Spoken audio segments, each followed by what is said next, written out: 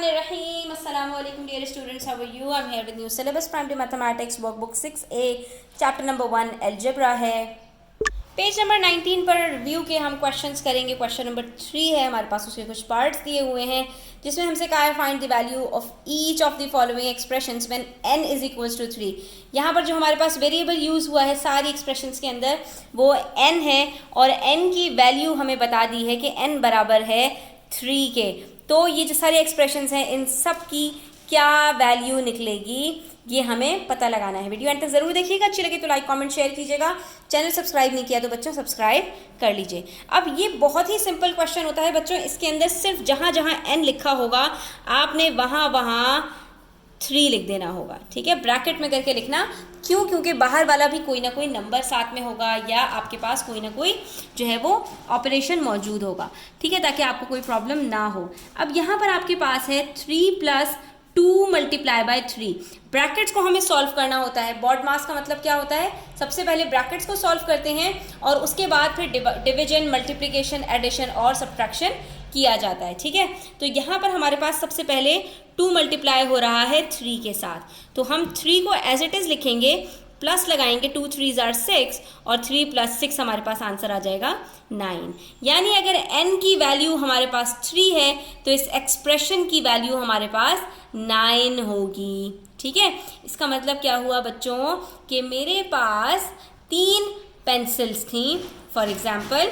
ठीक है, और मेरे पास मुझे किसी ने जो है वो अपने पास से मुझे 2 डब्बे पेंसिल्स के और दे दिए. ठीक है, अब 2 डब्बे जो मुझे दिए हैं ना, हर डब्बे के अंदर इन्होंने मुझे बताया कि 3 पेंसिल्स हैं. ठीक है, मेरे पास 3 पेंसिल्स पहले से थी, 2 डब्बे मुझे पेंसिल्स के और मिल गए और हर डब्बे में 3 पेंसिल्स हैं बच्चों. तो 2 डब्बों के अंदर टोटल कितनी पेंसिल्स होंगी? 3 + 3 6 पेंसिल्स होंगी. 3 मेरे पास पहले थी तो अब टोटल मेरे पास कितनी हो गई? 9 पेंसिल्स हो गई. ठीक है बच्चों, इसको आप इस तरह से सॉल्व करेंगे तो रियल लाइफ एग्जाम्पल के साथ भी ये रिलेट कर जाएगी. इसी तरह से यहाँ पर मेरे पास है 6 × 3 - 12. सबसे पहले 6 को 3 से मल्टीप्लाई किया, आंसर आया 18, माइनस किया 12 से, आंसर आ गया 6. ठीक है, कितना सिंपल है, इसमें कोई मुश्किल बात नहीं है. बहुत ये आप समझ लें फ्री के आपके नंबर्स होते हैं. अब यहाँ पर आपके पास है 50 - 15. n क्या है बच्चों? 3 है. अब 15 को 3 से मल्टीप्लाई करोगे आंसर क्या आता है? 45. 50 में से जब 45 सब्ट्रैक्ट करोगे तो आंसर आएगा 5. ये आपका सिंपल आंसर हो गया. अब यहाँ पर डिवीजन है आपके पास तो कोई मसला नहीं है. 10 को मल्टीप्लाई करेंगे पहले 3 से, जो आंसर आएगा उसको 3 से डिवाइड कर देंगे. ठीक है, तो ये हमारे पास हो गया 10 3s are 30.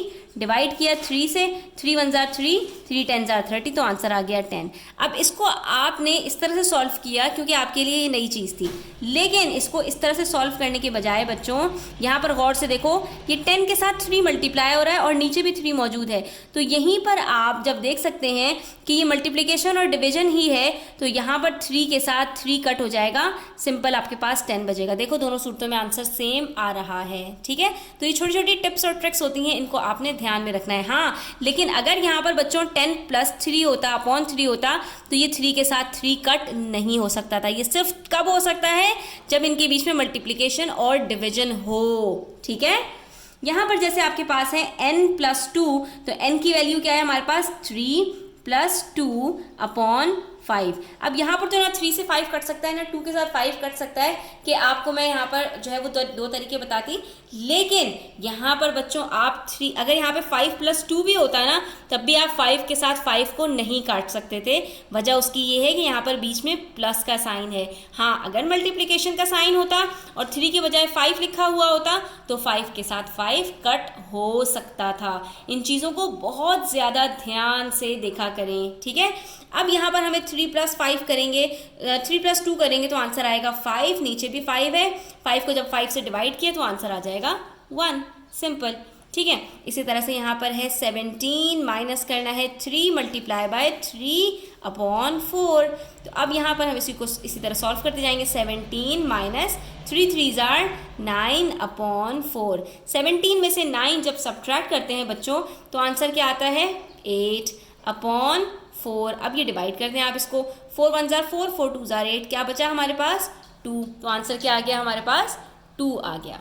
ठीक है, इसी तरह से यहाँ पर देखो 1 + 2n/3, ये अपॉन जो है सिर्फ 2n के नीचे है, इन चीज़ों को भी आपने ध्यान रखना है। 1 + 2 के साथ यहाँ पर 3 है और नीचे भी 3 है। अब यहाँ पर आप 3 को 3 के साथ कट कर सकते हो, क्यों? क्योंकि इन दोनों में मल्टीप्लिकेशन हो रहा है और वो प्लस उधर उसके साथ अलग है। ठीक है, यहाँ पर इस पूरे के नीचे जो है वो ब्रैकेट नहीं है, सिर्फ ब्रैकेट यहाँ पर है, तो ब्रैकेट के ऊपर नीचे मल्टीप्लिकेशन और डिवीजन के अंदर आप कट कर सकते हो। तो यहाँ पर ये 3 इसके साथ कट हो जाएगा। क्या बचेगा बच्चों? 1 + 2 = 3। अब अगर हम इसको कट नहीं करते और वैसे सॉल्व करते तो भी क्या होता है बच्चों? ये भी देख लो, 1 + 2 × 3 क्या होता है?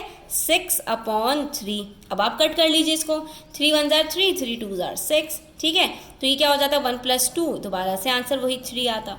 ठीक है, तो आपने इस चीज़ को बड़े गौर से देखना है। इसी तरह से यहाँ पर है हमारे पास n + 3, यानी 3 + 3/2 -1। अब जब इस पूरे का जो आंसर आ जाएगा ना, उसमें से आपको 1 सब्ट्रैक्ट करना होगा। तो 3 + 3 क्या होता है बच्चों? 6 होता है। डिवाइड कर दो 2 से, फिर आप जो आंसर आएगा उसमें से आपको 1 सब्ट्रैक्ट करना होगा। 2 × 1 = 2, 2 × 3 = 6। तो ये क्या बचा? 3 - 1, जो कि बराबर होता है 2 के। ठीक है, तो इन चीज़ों को आपने बड़े गौर से स्टेप बाय स्टेप देखते हुए करना है। इंशाल्लाह आपसे कोई भी गलती नहीं होगी। आज की वीडियो यहीं तक। Thanks for watching the video till the end. Take care. अल्लाह हाफिज़।